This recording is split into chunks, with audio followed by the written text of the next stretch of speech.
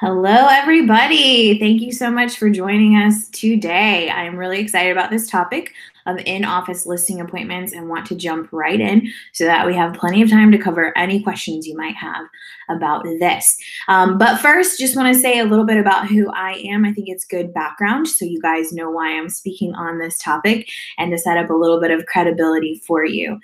So again, my name is Analeisa Latham. I live in Greenville, South Carolina. Got into real estate in 2011. Started in marketing, actually, with a different real estate franchise in the upstate of South Carolina. Knew through that experience that I wanted to get into sales someday.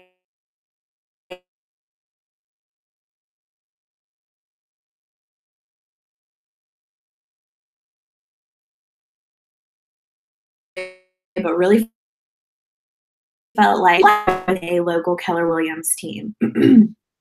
All right, can everybody see me? I just want to make sure that you guys are there. Okay, good, I'm back. All right, so anyway, not sure where we got there. Fast forward to 2014, was offered a sales position with Keller Williams, a local team in the upstate of South Carolina. Was like, hey, I've never done sales before. This sounds like a crazy idea. Let's jump in, and just took that as the door was open. Let's walk through it. So I joined that team.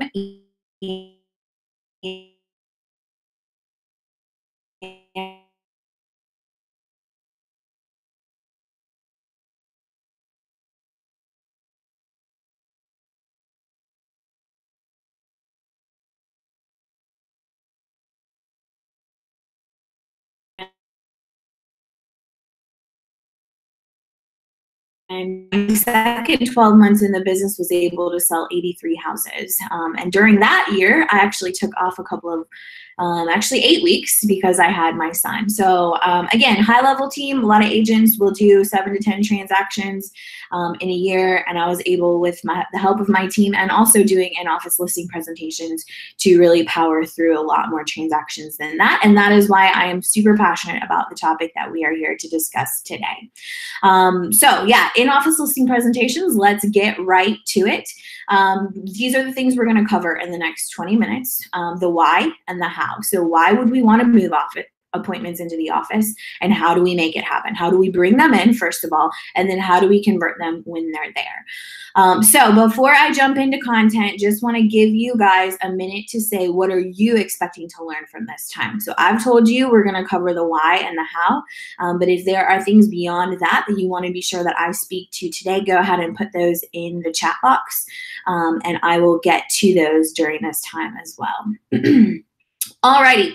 So the first thing that I want to cover today is, why would you want to move your appointments into the office? So obviously the major one here is time. I think we can all agree that cutting drive time around town to hold appointments would be a great way to gain back some of the days, the minutes in your day. So in Greenville, where I live, one way to a listing presentation anywhere in Greenville is going to take you about 20 minutes. So 20 minutes there, 20 minutes back, 40 minutes round trip. And that's another listing presentation I could have done if I hadn't been in my car, right? So time would be the first thing that I would say. The second thing I would say that we can cut time on is cut out those distractions in the house. So whether it's kids, whether it's pets, whether it's the seller's phone ringing repeatedly and them picking it up, we've all been there. We all have great stories to tell about that. But cutting out distractions by bringing them to the office is another great way to save time. So those are the two, I would say, time savers: drive time and distractions that we can cut out by bringing our sellers into the office.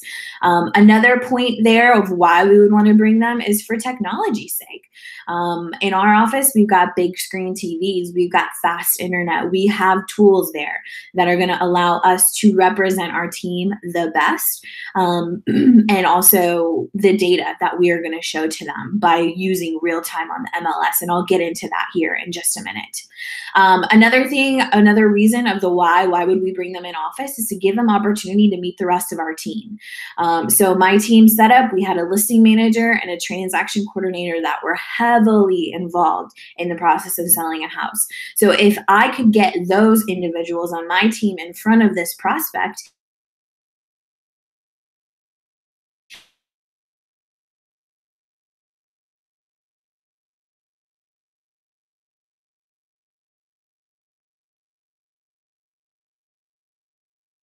that was going to be fine. And then fourthly, I would say, and I'm just going to touch on this real quickly, would be for safety purposes. We've all heard the stories. I don't need to spell them out for you. But bringing people to your office is just one step towards protecting yourself as well.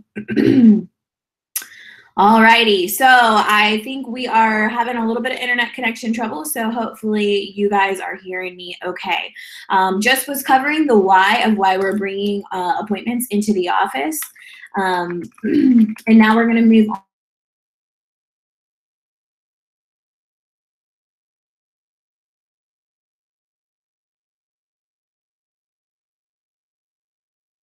on to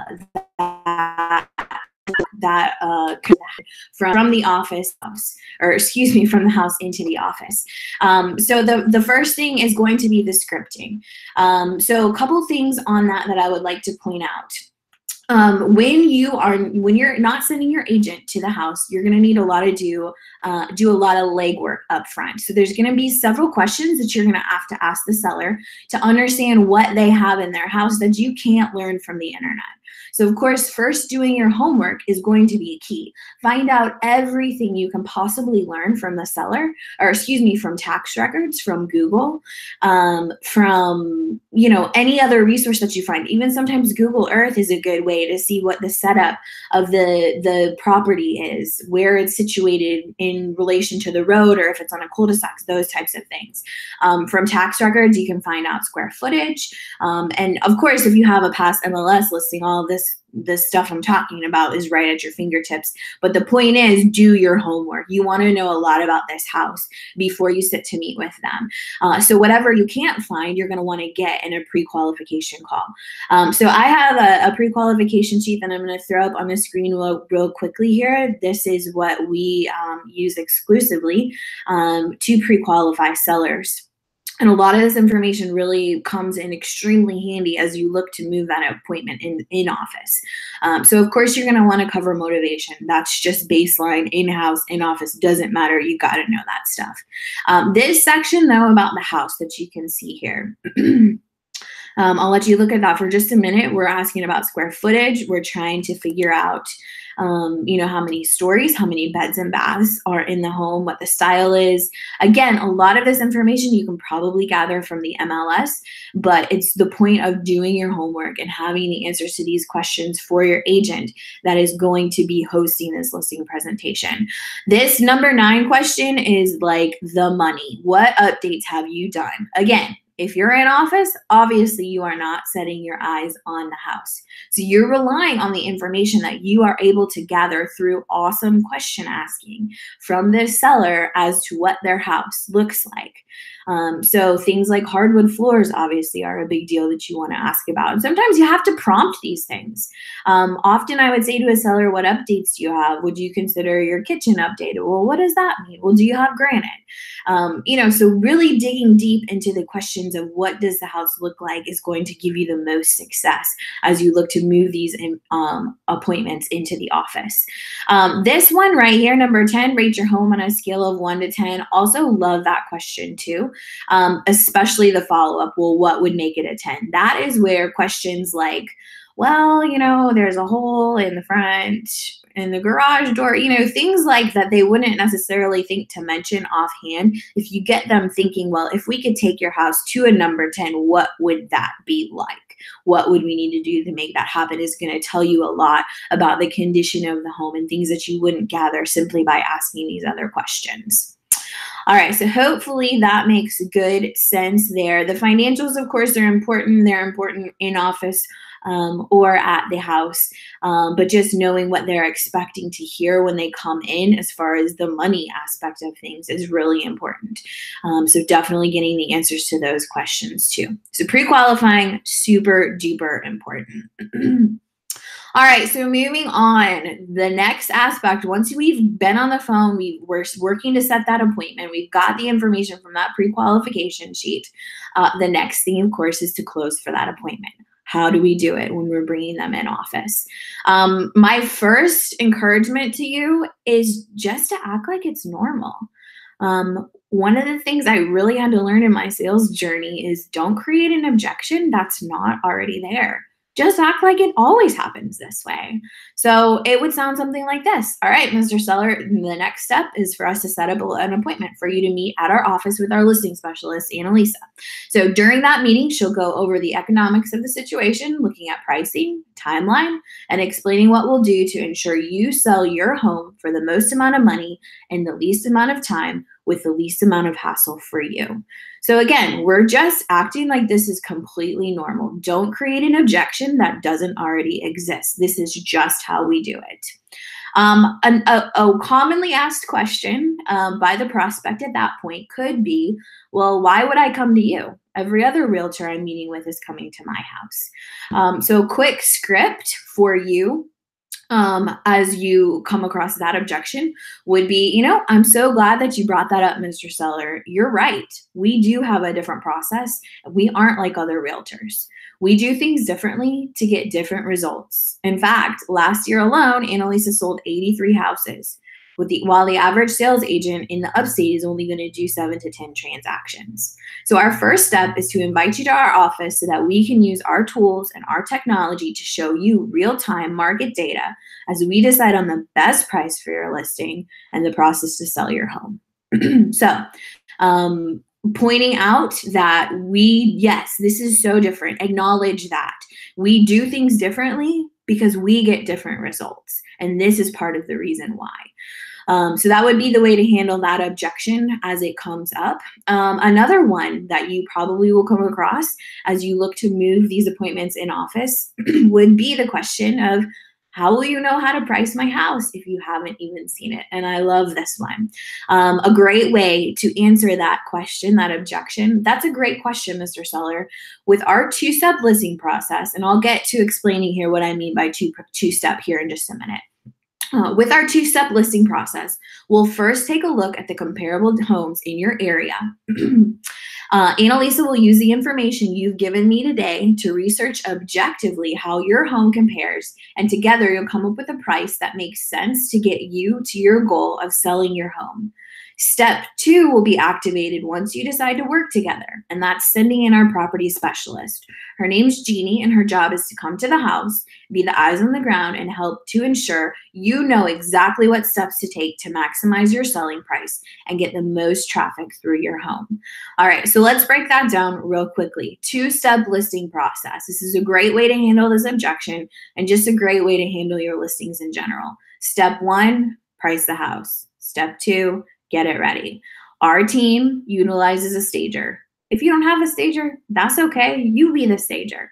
But the point is, get them to the office first, get their agreement on paper to list with you, and then you're using your time well when you drive to that house because they're already going to list with you. So bring them into the office. That's step 1. Go through the comps. Look at the MLS. Show them what you believe you should price the house at. We'll get into that here in just a minute as we talk about converting them in the office. But step 2 is to send in a property specialist, a stager. Bring yourself to the house to help them get it ready. Whatever your process looks like, that's the way that you sell it to them. If you don't know, if you haven't seen the house, how am I going to know how to price it? And again, you know that a lot of the information that you've gathered is going to help you as you price that house. But the two-step process can often ease a lot of the anxiety of this is so different. Oh, okay, that makes sense. Somebody's coming to my house after we price it today to help me get it ready. Alrighty, let's talk then about what we do to convert them once they are in the office. The first thing I do in my listing presentations is to sit down. There's some introductory stuff. We're going to review their motivation, of course. I want to build that rapport. I want them to feel like we are friends before we get into any of the business talk. But once I've done that, we talk a little bit about the team and the team statistics. Build up your value. So for us to say, we did 512 transactions as a team in 2016, that's a big number. Know your value propositions. Know what makes you great. Share that. And then the whole reason we're bringing them into the office is to show them the comps real time on the MLS. So my process for this was basically basically twofold. All right. So I would first do all my homework, like we were talking about. I would use this seller information sheet that I showed you that my inside sales agents had completed for me prior, and I would just go through the information that I knew that I had. All right, so I know the square footage. I know how many beds and baths. I know what updates have been done. I know that this is on a busy road or that it's in a quiet cul-de-sac. I know all these facts. Then I'm going to go to the MLS. I'm going to find out if there's a past listing, and I'm going to add to the information I already have. Beyond that, if I need tax record help, I'm going to go there. Beyond that, if I need to go to Google and look it up on Google Earth or Google Maps or whatever, I'm going to do that.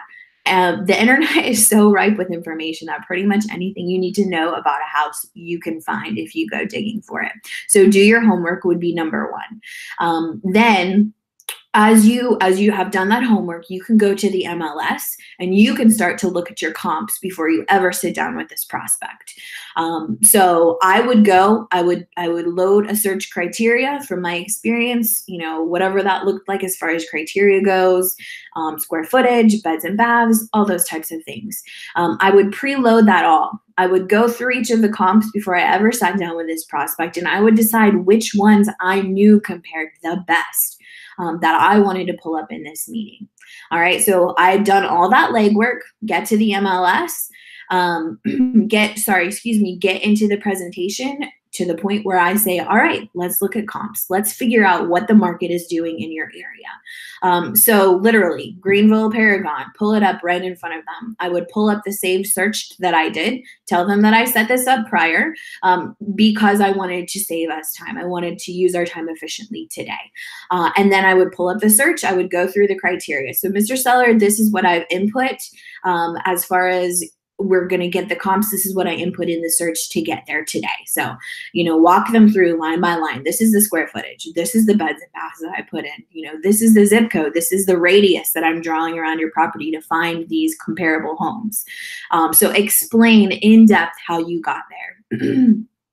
And then from there, again, I have done my homework. I know which comps I'm going to pull up for them. So let's say we're pricing 123 Main Street, and I find 456 Center Street is a great comp. So I'm going to pull that up, and I'm going to say, Mr. Seller, what I want you to do through this exercise is I want you to put on your buyer hat today. I want you to pretend that you are the one shopping for a house.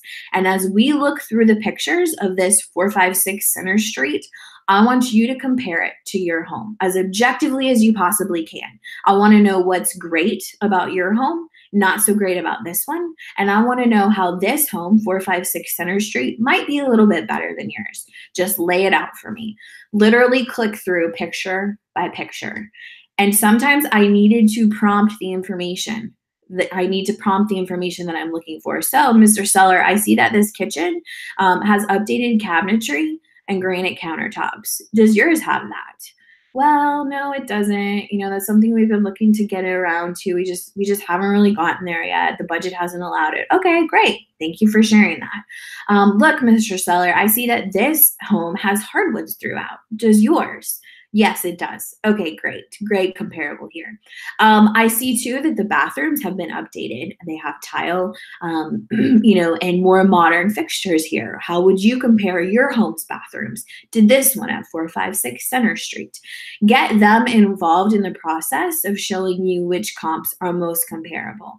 Again, they know you haven't seen the house. You know you haven't seen the house, but you're getting them to talk through what makes sense as far as, yes, this compares. No, my house is better here. No, this house is better here. You want them involved in that decision-making process. So you already really know the answers here because you've done your homework, but you're getting their buy-in by going through these questions. So once you get through the end, I would pull up 2 to 3 comps, sometimes more if I was sitting in front of a very high C individual. But usually from 2 to 3 different properties, we can get a good price range. So at the end of that, I would point out to them, this one sold at this per square foot, this one sold at this per square foot. And we're saying that we're not better than this house, but we're a little bit better than this house. So knowing the price per square foot range, Mr. Seller, where do you think we should price today? Again, you're getting their buy-in, just like you probably would do at their house. But you've shown them the pictures. This is the process to go through with them. And then step 2 of this, you know, in the office, how to convert them would be to set up the staging, set up what comes next, set up the second step of the listing process. So, you know, 99, this is what my script looks like. 99% of the time, we nail pricing in the appointment in the office today. We nail pricing and make no adjustments before we put the house up for sale. But I will say this, before the house goes on the market, I'll review the photos and I'll review the stager's notes. And if there's any adjustments that I believe we need to make, I'll call you to discuss that together. So again, 95% of the time, I never made an adjustment to a price after I don't make adjustments to the price after we put it, after we do it in the office. But there are going to be those times where you didn't quite nail it. You didn't quite ask the right questions. You know, maybe it's a super unique property. You should have gone and you just didn't realize it, those types of things. So setting up that almost caveat, like a safe net of, okay, here we are today. We've probably got the exact price that we need. And here's where here's what we're going to do if we need to make an adjustment down the line.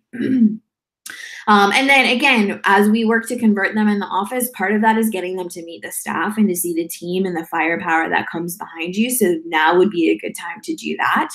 And then also, you know, one of the things that our team had struggled with was just getting data from the sellers. So the data sheet, they're in South Carolina, we have to fill out a data sheet.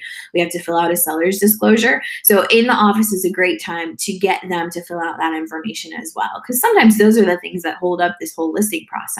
So if we can have higher conversions just by getting that information up front when they're in the office with you, why not?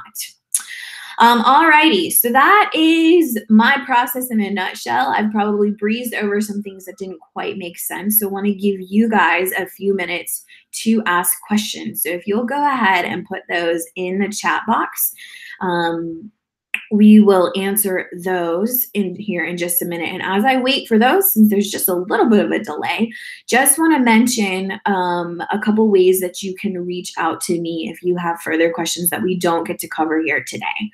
The first is my email. So we're going to put that up for you guys to see here. It's ajdlatham@gmail.com. Happy to answer any questions that you have beyond what we've covered today. And then also another great way to reach me is through the ISA MAPS coaching program. So we have a coaching program through MAPS that is all things lead conversion. So whether you're an inside sales agent or whether you're an agent that's looking to up your conversion skills, we can help. So isamapscoaching.com is a great resource for you there to not only reach out to me, but also learn more about our coaching program and what we offer through that. All right, so back to questions. It looks like we have one that came in a little bit ago. For listing, from Luke from Virginia, for listing appointments, what 2 things did you do to increase signed appointments? Is one of those things met at the office? Luke, that is an awesome question. And yes, one of those things is to meet at the office. So when you bring somebody to you, you control all the variables. You control what your space looks like. You control what your time looks like. You can control what your distractions look like, what your resources, what your technology looks like. So yeah, that's where my game is strongest. And I want people coming to me to give me the best chance to convert them to signed appointments. Let's see, a second thing. If I had to say, it would be that motivation, that rapport building with that client. You know, if at the end of the day, I don't understand the goal that we're working towards together, it's going to be a lot harder for me to get a signature on a paper, because obviously in this business, it's way more than signatures on paper. It's helping people with one of the biggest financial assets that they will ever have. So if I build the rapport enough with them for them to believe in their hearts, just like I do, that my one goal is to help them to accomplish their goal, my conversion is going to skyrocket. So if there's another place where you can focus your time, it would totally be, in my opinion, on understanding why they're doing this and really digging deep into that to make them see that you care, but also for you to have that understanding. If they're hesitant to sign or if they're hesitant throughout the process, falling back on that motivation really is key. All right, I'll give it just another minute to see if we have any more questions. Let's see. Okay. Sometimes there's a little bit of a delay, so we will wait just another minute or two before we wrap up.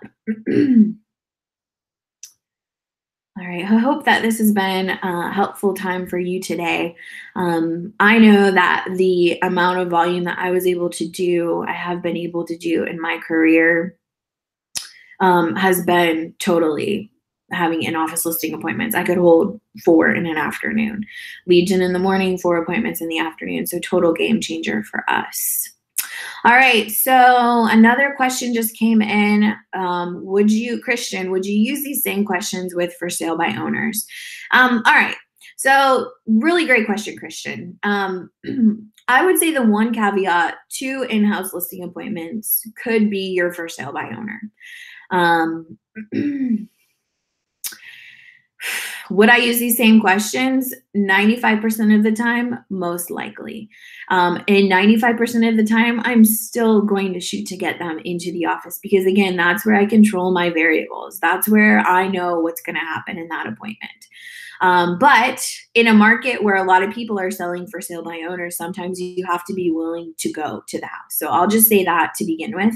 But beyond that, Christian, I would say absolutely.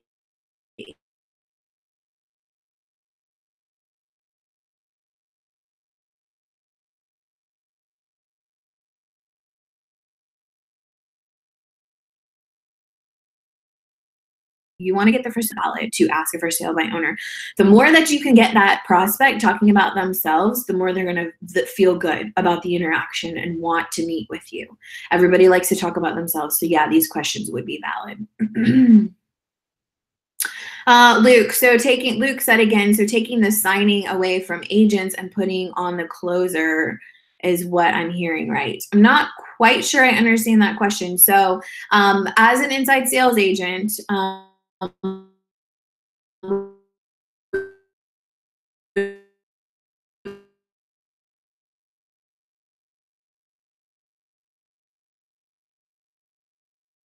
is what documents would definitely be on the agent. All right, so it looks like we froze, so I'm going to take that again. Sorry about these connection troubles. But Luke's question was taking the signing away from the agents and putting it on the closer is what I'm hearing, right? And I just was explaining, I'm not 100% sure I understand the question, and maybe we can talk about that offline. The beginning of this, when we were talking about scripting the in-office appointment over the phone as you said it, that is targeted at an inside sales agent. Of course, if you're an agent doing your own prospecting, you're going to use that same verbiage.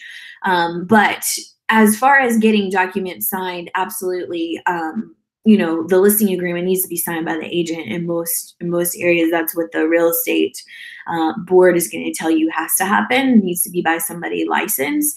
But then also I talked about paperwork towards the end. So I'll talk towards that one more time. If you have a data sheet that needs to be filled out before you can go on the market, or if you have a seller's disclosure that needs to be filled out before you can go on the market, that's a great time for your staff to handle those particular documents. So if it's an agency agreement, definitely have the agent handle that.